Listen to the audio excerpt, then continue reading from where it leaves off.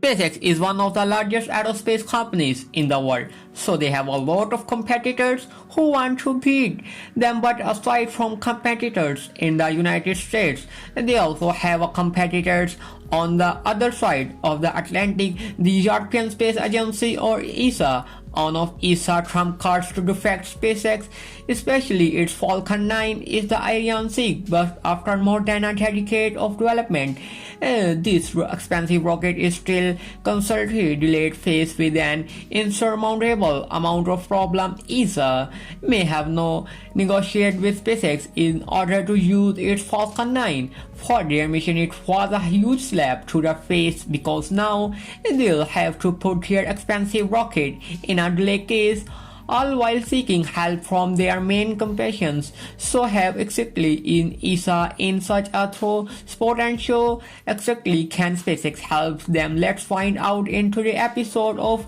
Jackson Henry Space Exploration. ESA, established in 1975, is an intergovernmental organization of European countries development to space exploration. To data, his agency has 22 members. Meanwhile, SpaceX has founded in 2002 by Elon Musk. Thus, compared to SpaceX, ESA entered the aerospace industry a quarter of a century earlier. Throughout their development history, the Ariane rocket family has been the main vehicle is charged for their missions. Among them, Ariane 5 was the most prominent generation used by this agency since 1986, and 7 mission, however, the flight and took place July 5th. Was last the mission of rocket generation. After this retirement, the Ariane 5 will be replaced by the Ariane 6 by main vehicle used for further missions. In reality, ESA leaders plan to develop Ariane 6 to replace Ariane 5, released 10 nearly ago, but besides replacing the 5, they hope that the 6 will be able to complete or even play out, be the Falcon 9, the workhorse rocket developed by SpaceX. The Ariane 6 rocket will use the Falcon 2.1 engine on the first stage, and wing of the second stage, Falcon 2.1, will have a sea level and vacuum thrust of 900 newtons and 103,040 newtons respectively, which is stronger than a thrust in the Marian 1D engine that is on the Falcon 9 with a thrust of 845 and 981 kilonewtons respectively. However, after a decade, what has the Ariane 6 done for ESA? Absolutely nothing. ESA planned to launch the first flight of the Ariane 6 in 2020. However, it was pushed back several times to August on 2023 due to technical challenges. But on the 30th, that month, Ever posted a tweet announcing another delay due to the technical issue affecting operation for the launchers failing and automated countdown rescheduling it to September 5th, but it wasn't going to be their final delay, as most recently they dedicated to postpone the launch date of Ariane 6 is 2024 due to problems related to the launch system.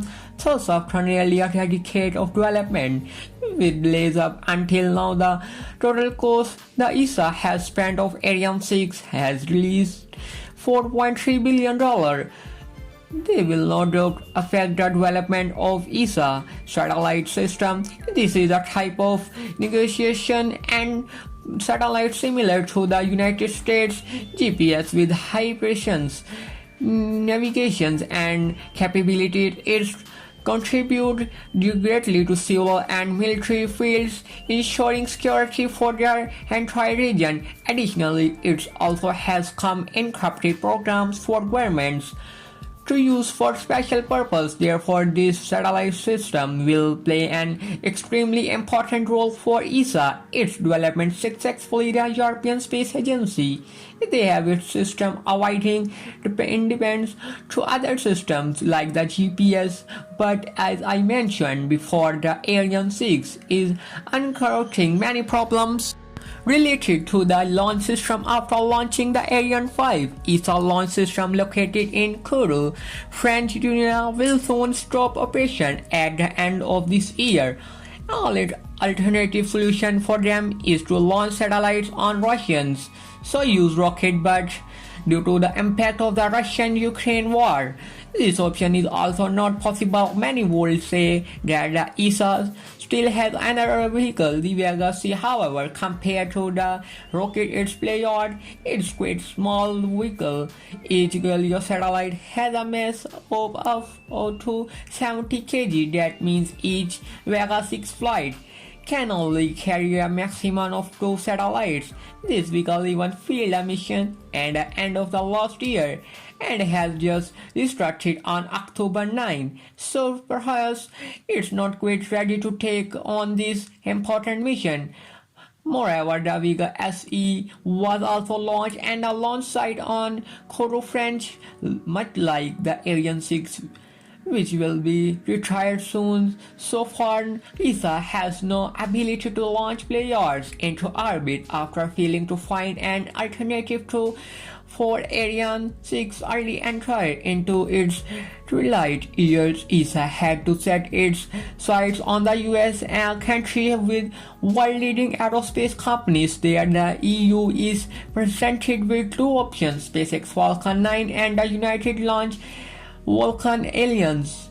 Thus, two vehicles are believed to be capable of launching large satellites like Galileo. However, we all know the problems with Vulcan earlier this year. They had problems with the rocket upper stage, causing its launch schedule to be delayed until now. Along with that, this rocket used Blue Origin BE-4 engine, but the progress is producing this engine is unclear, leading to a launch of Vulcan still undetermined. Thus, this rocket will mostly likely not be launched this year. Therefore, ESA has only one option left: SpaceX Falcon 9, and hostily it's the Falcon 9 had been chosen earlier. The Galileo satellite system will have then its today. Currently, the Galileo satellite system has only 28 units in orbit. This number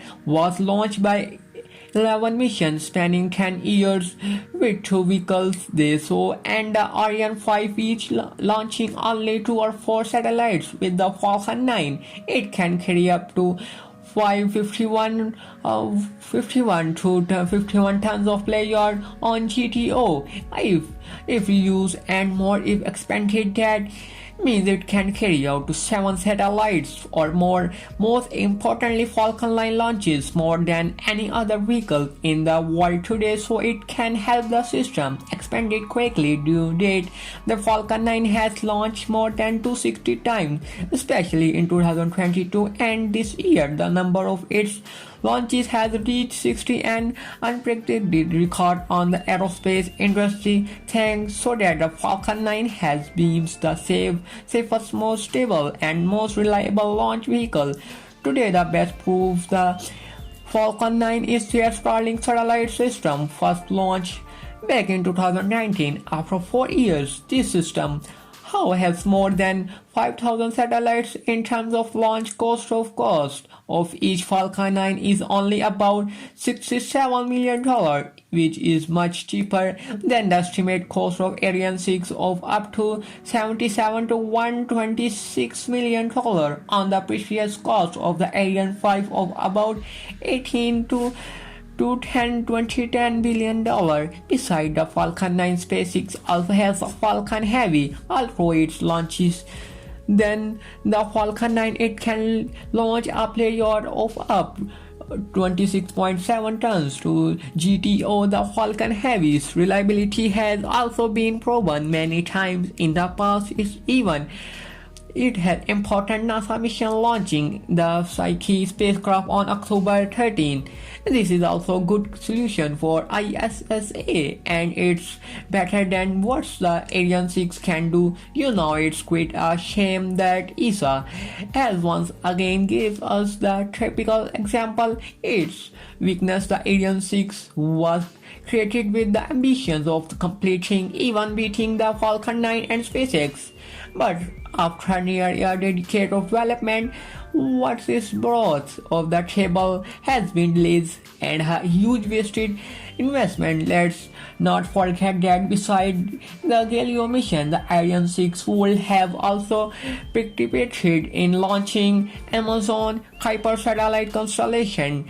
But when its current capabilities were not expanding, the 6 of perform any tanks and anytime soon. Issa is much like a man been shepherding that sword of nearly 10 years to fight that opportunity, and now has thrown the sword into this what's worse, he got to browse his sword pretty. I'm guessing right, but what are you going to do when you have no other choice, right? Perhaps after this disable, they realized that beating SpaceX is an impossible, although we haven't heard anything about SpaceX accepting the request from ESA. You can bet money that SpaceX will make sure they are fully capable. More than ever, we can you see the role of inflows of SpaceX of the aerospace industry. Victory has been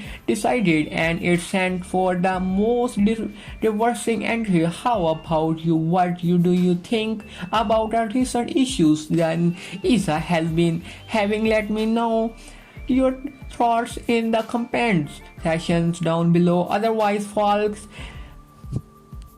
it's for today's episode. Thank you so much watching, and if you want to support your channel and get access to exclusive content, please consider becoming a Patreon by clicking the link in the description below. You appreciate your passion and space exploration. As known, this is Jackson Henry from Henry Space Exploration, and until next time, keep looking up.